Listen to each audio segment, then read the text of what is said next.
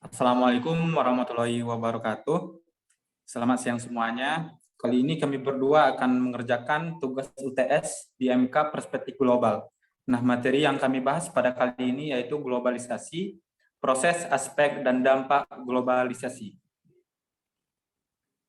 Materi pertama yaitu ada pengertian globalisasi.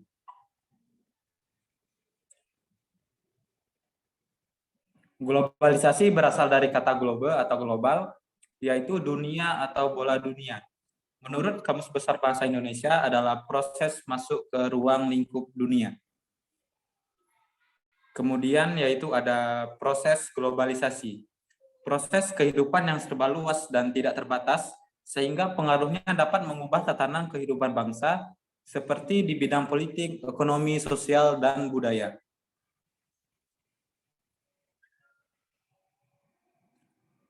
Kemudian yaitu ada aspek-aspek globalisasi, yaitu ada aspek kenegaraan, yaitu di bidang politik. Sisi positifnya yaitu terjadinya perubahan sistem ketatanegaraan pada suatu negara, terjadinya perubahan lembaga-lembaga negara, misalnya adalah adanya Mahkamah Konstitusi, dihapuskannya DPA, adanya Dewan Perwakilan Daerah DPD atau perubahan lainnya, muncul partai-partai politik baru, makin meningkatnya kesadaran politik masyarakat, misalnya dalam pelaksanaan pemilu untuk memilih presiden dan wakil presiden secara langsung tanpa antusias masyarakat untuk turut menyukseskan kegiatan tersebut. Begitu pula di dalam pemilihan langsung kepala daerah.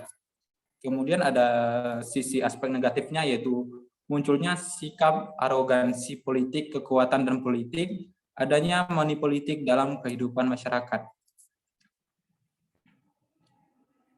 Kemudian ada bidang ekonomi, yaitu sisi positifnya, yaitu rakyat secara mudah memperoleh barang konsumtif yang diperlukan, mempermudah proses pembangunan industri, mendorong percepatan pertumbuhan ekonomi nasional, membuka lapangan kerja yang memiliki keterampilan kerja, suku bunga rendah, meningkatkan ekspor terutama barang hasil produk industri kecil dan besar, serta hasil kerajinan rakyat, melaksanakan ekonomi kerakyatan seperti yang diamankan Pancasila, terutama sila keadilan sosial bagi seluruh rakyat Indonesia, dan pasal 33 Undang-Undang 1945, menghindari pola hidup konsumtif.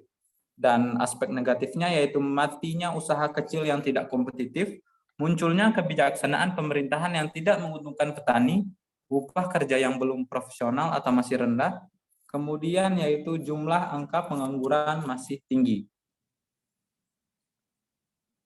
Untuk materi selanjutnya akan dibacakan oleh teman saya, yaitu Saudara Ilhan. Saya persilakan.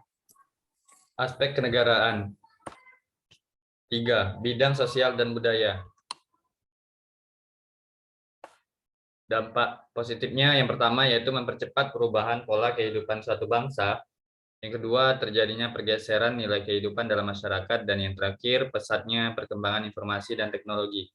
Adapun dampak negatifnya adalah yang pertama, kesulitan pengendalian dan seleksi budaya asing yang tidak sesuai dengan budaya bangsa Indonesia. Selanjutnya, mudahnya memperoleh barang-barang ilegal seperti barang-barang pornografi dan narkoba. Yang ketiga, pudarnya rasa kebersamaan menjadi kehidupan individualis. Dan yang terakhir yaitu makin meningkatnya budaya kekerasan yang terjadi dalam kehidupan masyarakat. Selanjutnya, yang keempat, bidang hankam. Dampak positifnya yaitu kerjasama pertahanan dan keamanan. Yang kedua, diperlukan pasukan bersenjata untuk kepentingan perdamaian negara-negara yang sedang bergejolak.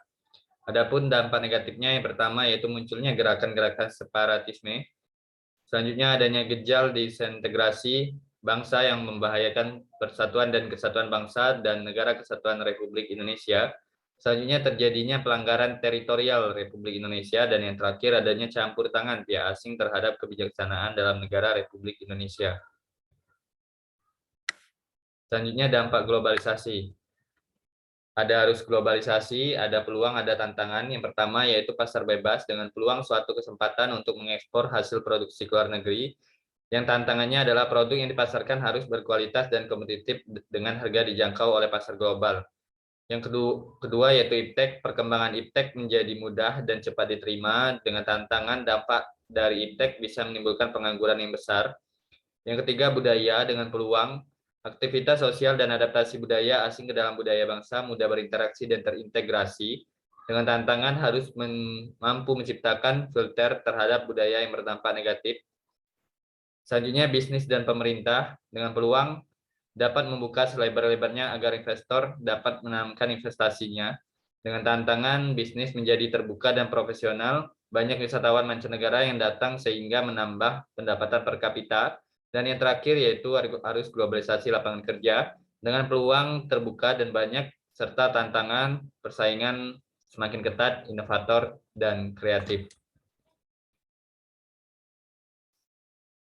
Berikut adalah denah dari dimensi globalisasi terbagi menjadi 3. Yang pertama dimensi ide atau ideologi, dimensi ekonomi, dan yang terakhir dimensi teknologi. Dari ketiga itu terbagi lagi menjadi, yaitu merupakan dimensi ide atau ideologi adalah merupakan kapitalisme termasuk seperangkat nilai individualisme, demokrasi, dan HAM, yaitu pasar bebas, artinya arus barang dan jasa antar negara tidak dihalangi sedikit pun. Sedangkan dimensi teknologi adalah khususnya teknologi informasi yang akan membuka batas-batas negara sehingga negara semakin tanpa batas. Yang di atas tadi adalah merupakan dari dampak globalisasi. Yang pertama yaitu banyak industri yang food loss atau mengurangi pemakaian sumber daya alam. Yang kedua, semakin tingginya pendapatan rata-rata per kapita dunia. Selanjutnya, semakin majunya tingkat pendidikan masyarakat dunia. Yang keempat, ilmu pengetahuan dan teknologi di semua bidang meningkat. Dan yang terakhir yaitu meningkatnya jumlah penduduk dunia.